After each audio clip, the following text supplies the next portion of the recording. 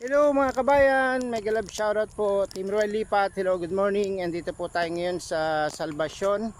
So palabas na po tayo ng bahay. Starting na tayo ng takbo. Stretching muna. So yan, ito po ay ating run number 11. Sa run number 11. So 250 miles challenge pa rin. Nag-average tayo ng 4.5 miles per hour. So meron na tayong less than 50 miles na natatapos. So medyo mahaba-haba pa, behind tayo sa mga sumali, pero that's okay. Ang target natin ay health is wealth, matapos hanggang final date, hanggang December pa yan. Kaya I encourage you na sumali kayo, lalo na sa pagtakbo, dahil physical fitness pinakamahalaga sa atin sa ngayon, So hindi natin kailangan ng mga artificial na mga medisina na vitamin. Mas magiging healthy tayo sa mga pagtakbo, pag running, pag jogging. Okay, so yun, kung hindi pa kayo nakasubscribe sa akin channel, anyahan ko kayo, please subscribe and hit all the notification bell para updated kayo sa ating mga videos. See you soon. Takbo na tayo guys. Dito tayo tatakbo sa ginagawang daan, diversion. So yan, may road close pa na nakamark. Malapad po ito. Ito pong daan na ito ay diversion road. Malapad. Yan. Dito tayo madalas tumakbo, kasi nga ay konti lang yung sasakyan na dumadaan. Konti lang yung lubak, dahil maraming part ay simentado na.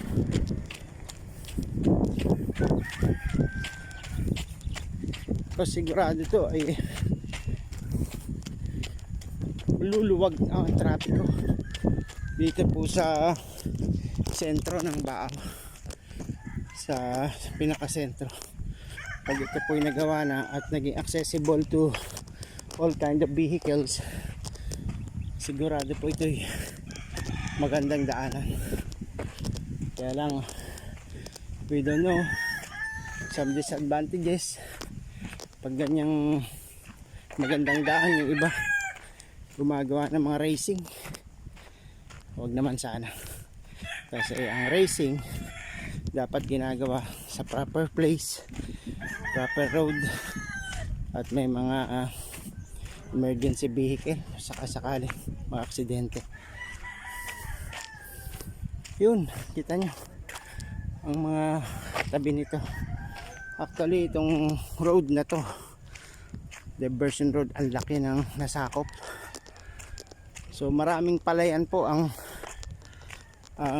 tumigil pagtatanim dito, dahil kinuha na to ng gobyerno, ginawang project. Imagine kung ito pong road na to ay at the same cropping, nagka-crop, ay sobrang daming bigas ang makukuha dito sa sobrang lawak. Pero ganun talaga sa mga projects, mga road widening project ng gobyerno, ay wala magagawa yung mga farmers kundi mag-giveaway, dahil pang counter naman ito sa mga transportasyon. So tuloy-tuloy lang takbo natin, dahil nasa run 11 pa lang tayo. Tingin ko sa average ko na 5 miles ay makakapag tayo ng run 25, kasi 10 miles 50, another 10 miles 100, 20 miles 200, so 25 runs. Kung nagra-run tayo in a week ay isa, may natitira pa pong 10 months pa natitira. So kaya, sa tingin ko mid of August tatapusin ko na itong 250 miles challenge. Yan po yung aking target. Feasible, possible target yan, attainable, no? Ayan, dami nating English, dami nating napupulot sa dictionary. Ayan, marami rin lang jogging dito, papawis. Sige guys, takbo lang tayo. Abangan nyo guys yung ating premiere every night 9:15 PM. Yan po yung ating schedule, ating premiere.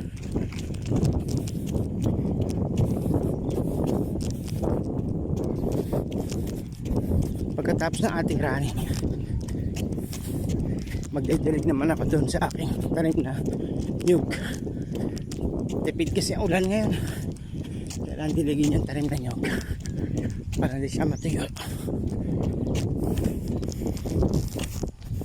Habang nagraraning tayo, naka standby monitor tayo kay Sir Well. Nagla-live po si Sir Well every Friday 7:15 AM. Actually daily yan, pero every Friday ay may paakyat, pwedeng umakyat yung mga gusto pong humingi ng tulong, mag-promote ng channel at magbigay ng update naman every Monday. Okay, let's go. Yung magandang patubig po, gumagamit sila ng makina.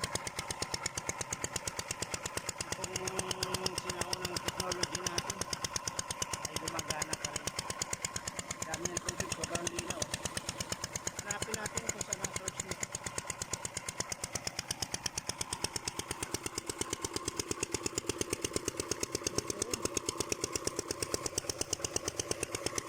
Okay. Nakakabit siya sa tubo. Nakakabit siya. Tubong galing sa ilalim ng lupa. Nakakabit siya.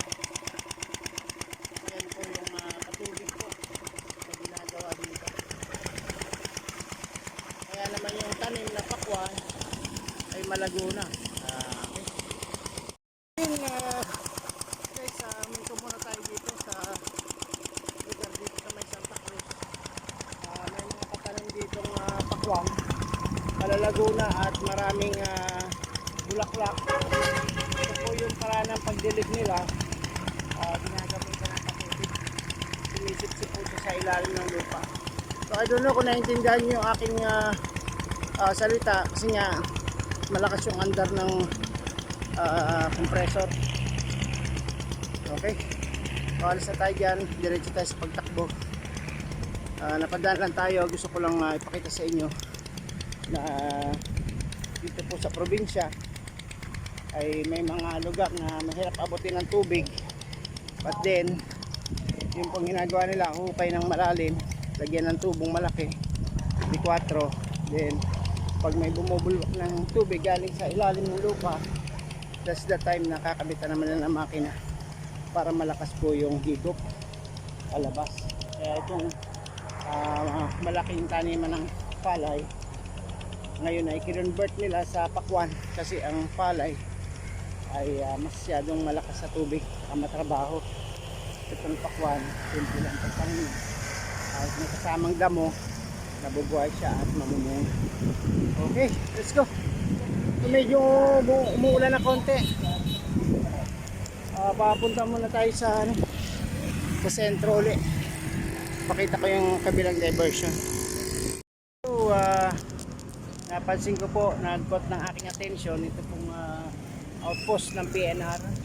Dahil ito pong PNR, no? Ito yung release nila. So, nagpa-crossing ito ng Santa Cruz. Ito po yung dating safety, nag-stop ng traffic pag may dadaan tren. Ito, wala na po siya, kaputol na lang, halos 1 metro na lang yung natira. Hindi na niya kayang mangharang dyan ng mga sasakyan. So, pag may dumadaan talaga na tren, makikita natin na may isang lalaki na lalabas ng bandera para ma-stop yung flow ng traffic. So ito yung mga dati niyang post, crossroad, mga safety signages ng PNR na hindi na nagagamit, nakatambak na lang. sana po ibalik nila yan para sa safety. So ito yung kailangan talagang i-manage ng PNR, lalo na pag nag full operation na yung tren, kasi mas maraming tren na dadaan, mas delikado po sa traffic. Kita nyo, itong outpost na to, walang tao, walang nagbabantay. At yung kadena, chain na mag-stop, we don't know kung kaya na pa nitong umandar, nagpihit, wala na mga grasa, alawangin na at puro basura. Tingin ko kailangan ito ng major makeover, no? Wala na rin ilaw. Yan lang po ang gusto ko pong i-highlight ngayon, yung pong PNR outpost at wala rin taong nagmamando. Tingin ko dito ang nagmamando lang ay barangay Tanod kapag may dadaan tren. So binabantayan na lang what schedule, dahil siguro sa maghapon mula umaga ang nadaan po ditong tren ay nasa 4 lang o 4 na tren lang back and forth. So yun, ano na ulit tayo, takbo na ulit tayo sa lugar ng Santa Cruz, madagdagan ang ating 2 miles challenge. Kaya lang medyo mainit na, so dalian natin, baka tayo abutin ng heat wave. Ay, takbo, let's go.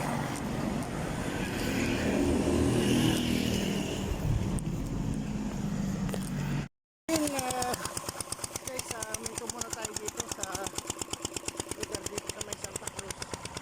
May mga katanim dito pakwang, malalaguna at maraming bulaklak. Ito po yung paraan ng pagdilig nila. Ginagamitan ng patubig, sinisip-sip po sa ilalim ng lupa. So I don't know kung naintindihan nyo yung aking salita, kasi nga malakas yung andar ng compressor. Okay, so alis na tayo dyan, diretso tayo sa pagtakbo. Napadaan lang tayo, gusto ko lang ipakita sa inyo na dito po sa probinsya ay may mga lugar na mahirap abutin ng tubig, but then yung pong ginagawa nila, hukay ng malalim, lagyan ng tubong malaki, D4, then pag may bumubulwak ng tubig galing sa ilalim ng lupa, that's the time na kakabitan naman ng makina para malakas po yung higop palabas. Kaya itong malaking taniman ng palay ngayon ay kinonvert nila sa pakwan, kasi ang palay ay masyadong malakas sa tubig, matrabaho. Itong pakwan, simple lang pagpangin, may kasamang damo, nabubuhay siya at mamumunga. Okay, let's go. So, medyo umuulan na konti. Papunta muna tayo sa sentro ulit. Pakita ko yung kabilang diversion. Hello, ayan, nakatapos na po tayo ng ating run number 11. Kaya okay na okay, press ang ating pangatawan, mga legs. Medyo pagod, medyo nangangalay, pero kayang kaya. Ayan, so deep breath, maganda. So ngayon po ay natapos natin ang run 11. Meron po tayong naipon na 4.3 miles at ang ating pong time is 1 hour and 30 minutes. Yan po, i-screenshot ko po ang Strava. Ayan, pakitingin na lang po. At tayo po ay next ay run 12 na. Okay, so Sunday naman po ang ating next run. So inanayahan ko kayo na tumakbo rin po kayo para mabuti po ang inyong takbo ng health, ano? Ayan, health is wealth. Bye.